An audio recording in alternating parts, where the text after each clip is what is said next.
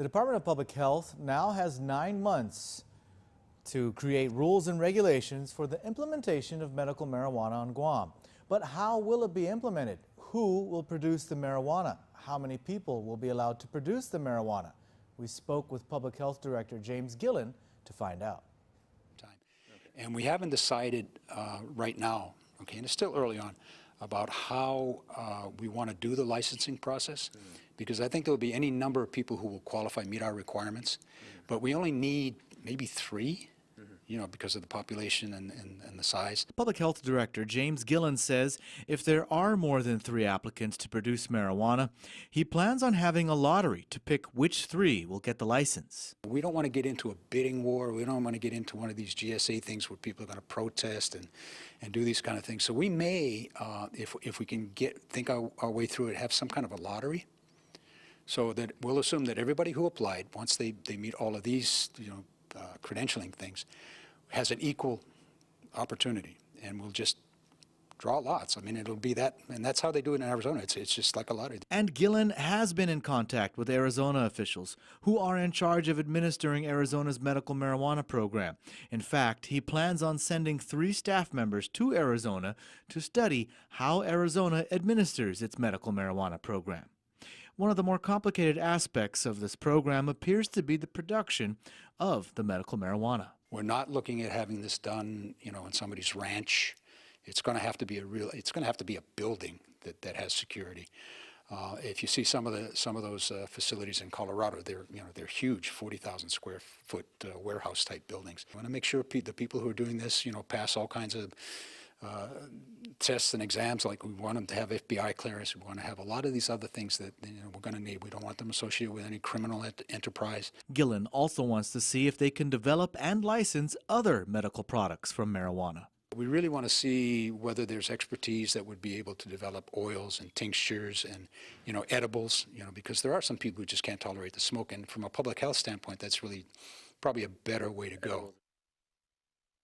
Gillen stresses that all of these ideas are still in a draft phase. He says his goal is to produce the rules and regulations in less than 9 months. Then the proposed rules and regulations will be shown to the public, and then the public will be allowed to comment on them before they are sent to the legislature for final approval. A Guam Police Department officer is in critical condition at Naval Hospital after collapsing during SWAT training this morning. According to GPD spokesman Officer AJ Balahaja, 17 officers were undergoing SWAT Cycle 9 training at the Eagle Field on Route 15. At around 8:30 this morning, one of the officers collapsed and was transported to Naval Hospital, where he remains in critical condition.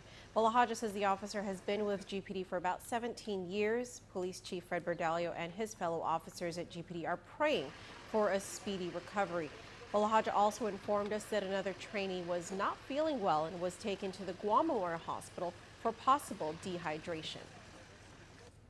A new airliner hopes to bring 180 tourists to Guam on a daily basis beginning this July. PNC's Betsy Brown has more on Teeway Air's plans to fly from Seoul to Guam. Another airliner has applied to provide service to Guam. Airport Marketing Coordinator Alfreda Koshiba told PNC today that Teeway Air hopes to offer carrier service from Seoul, South Korea to Guam by this summer.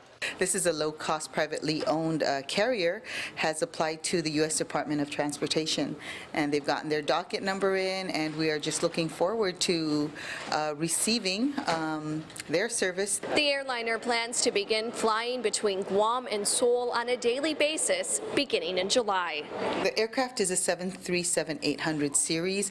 We've been told that it's going to be configured for all economy class, so I think that's the maximum seating configuration at about 180 plus seats. TransAsia has also expressed some interest in flying to Guam. This is the airliner that recently had a plane crash in Taiwan. Koshiba says, however, that no official communication has taken place between the Guam airport and TransAsia. TransAsia is a carrier that I think we had initially gotten in touch with through some of our routes development conferences that we participate in. This is out of Taiwan. With Korean Air, Jeju Air, Jin Air United, and Air Busan already offering flights to the island, Teeway Air would be Guam's 6th carrier to offer services from South Korea. The airliner also operates 10 international routes, allowing travelers from Guam the opportunity to reach other destinations through Seoul. Betsy Brown, PNC News. Victory after victory for veterinarian Dr. Joel Joseph. Just a few days after winning a case up in Supreme Court, he won another decision today in Superior Court. Judge Anita Socola ordered the Guam Police Department and Public Health to return items they confiscated from Dr. Joseph's clinic during a police raid. Wise-Owl veterinarian Dr. Joel Joseph has much to celebrate today. Superior Court Judge Anita Socola this afternoon ordered Chief of Police Fred Bordallo and Public Health to return items they confiscated during a raid back to Dr. Joseph. Dr. Joseph says it's been nearly 2 years since that illegal raid happened. She took the bull by the horns in regards to this issue. But the judge was in control. The judge was very smart. The judge sat down all the officials from Public Health, police chief, etc., and told them how they're going to give the items back. Some of these items include medical records and computer equipment. Some veterinary drugs were also confiscated, but Dr. Joseph says the judge has scheduled another hearing to discuss the return of those items. Today's decision follows another judicial decision made by the Supreme Court a few days ago. In that order, the justices agreed with the lower court's ruling that the Guam Board of Allied Health Examiners violated the open government law, and therefore any decision they made to suspend Dr. Joseph's license should be overturned. I'm ecstatic about the Supreme Court reaction. I think it's a very good thing for the people of Guam. The important thing is this is now the 6th time. 5 judges before this and the 3 judges of the Supreme Court have now said the Guam Board of Allied Health Examiners has violated the laws of Guam, violated the open government law, and they've said other laws too. Dr. Joseph and some members of the Allied Health Board have been at odds for several years. Many attempts were made by the board to revoke Dr. Joseph's license because of unprofessional conduct and fraud, but they have been unsuccessful. Dr. Joseph says the board should be held to the same standard. They all charged me with unprofessional conduct. We now have the courts proving, to my satisfaction at least, that they have committed unprofessional conduct. They said my unprofessional conduct was worthy of 5 years of losing my license. I think it's time that they apply the same 5-year rule to themselves. Their licenses need to go away for 5 years.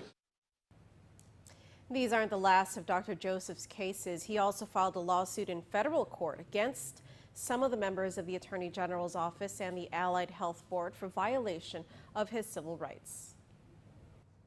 In response to a story we reported yesterday, Narahan Mayor Doris Flores Lujan says she is deeply concerned when she found out that about 798 tons of human waste is being dumped in the Luzon landfill every month. Last September, we reported that Narahan Middle School students and staff complained about the smell.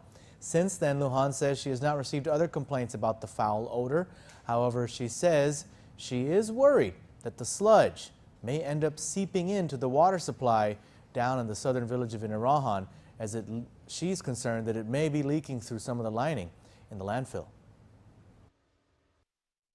According to them, they said they're monitoring it very closely. And like I said, you know, I'm going to encourage my MPC members to come out with me and see if we can go out to the Luzon, do a site visit, and just to make sure that, you know, things are being done properly, and you know, like Judge Tadinko Gateway says, the juice from the trash are not seeping into the water supply. Lujan says she will ask solid waste federal receivers Gershman, Brickner, and Bratton for a site visit soon. She hopes that they find a more permanent solution. $1.8 million in tax refunds is going out today. This is the first round of 2014 tax refunds, and Refunds Deputy Director Marie Benito tells PNC the refunds are for taxpayers who filed error-free returns before January 15th. Benito says more people are filing their tax refunds early, and in fact, as of February 9th, she says over 15,000 people have already filed. She says they are averaging about 1,000 taxpayers filing every day. Refunds is working hard to process all of the tax refunds and pay them out as soon as possible. Benito says they have seen an increase in taxpayers claiming credits that they don't qualify for. The deputy director is reminding the public to make sure that their tax returns are filed properly, or else they could owe the government and face penalties. If it's negligence penalty, we apply 2 years. They cannot claim the earned income credit for 2 years. And if it's fraud penalty, it's 10. So 10 years, you'll be restricted from claiming that credit. Make sure that the credits you qualify for are true and correct, because the ultimate responsibility on your tax return is you. Benito says if you are unsure about your tax return, then you should seek help from a tax professional. Meanwhile, real property taxes are going up this year, and letters have already been sent out to property owners showing them how much their property tax is going up by. Benito says Refunds is already getting complaints from concerned taxpayers who disagree with their new property taxes. She says the Real Property Tax Division has been explaining the new taxes to most customers as they come in, but she also explains that those who want to appeal their new property tax valuation can file an appeal at the Refunds Real Property Division beginning February the 16th to March the 16th. The Equalization Board will then review all appeals. There are a lot of people with concerns and questions and complaints about their property tax. Yes, but for the most part, you know, they've been able to address their concerns and make them understand where the difference was. So for the most part, I think they are clearing up a lot of informal appeals downstairs. Overall, the property taxes will go up. Remember, it's been 20 years, so you know the chances of it going up is great. This year can be paid in 2 installments. The first one due on April the 20th, the second one due on May 20th.